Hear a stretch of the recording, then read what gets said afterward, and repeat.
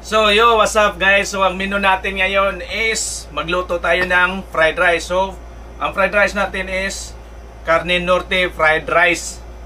Siguro first time nyo to na gumawa tayo ng fried rice. So ang Carne Norte ay pwede nating i-fried rice. So let's go, umpisahan na natin. So maglagay na tayo ng mantika. Tapos itlog.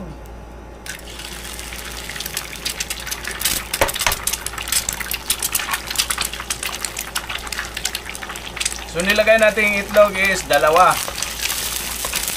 So nagdepende yan sa atin kung ilan nilalagay natin. Tapos iunahin ko pag isa yung Carne Norte.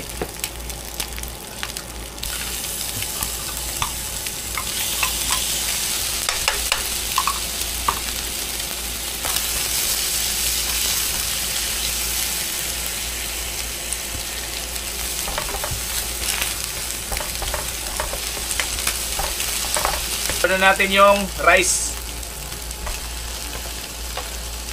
Medyo marami yung rice natin. Busin. Hindi na lang. Hindi na tumakarap. So i-mix lang natin ang maayos.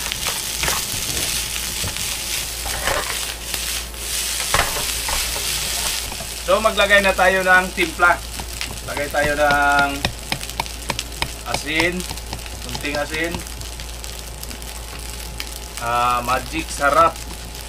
Hindi yan sa inyo kung anong itimpla nyo, magic sarap or bitsin. Tapos maglagay tayo ng nor seasoning para mas kasi to masarap yung lasa, tapos maganda yung aroma niya.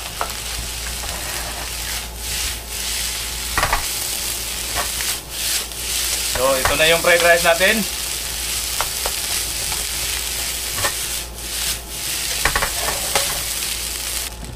Tikman natin. Grabe, sobrang sarap.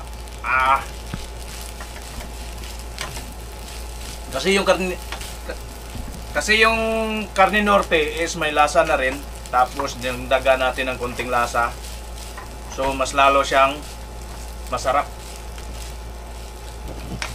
Tapos last natin yung spring onion.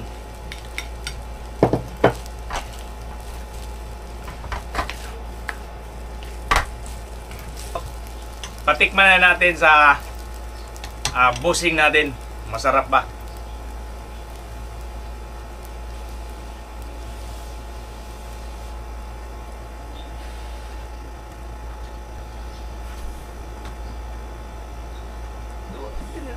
Init. Sarap no?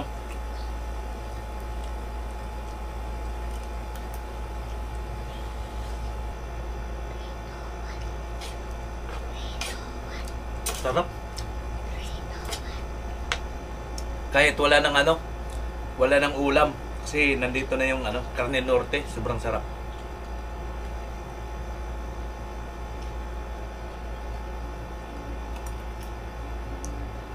Sarap talaga.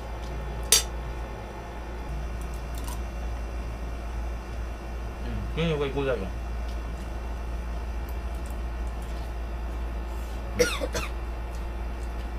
All up in my feel good.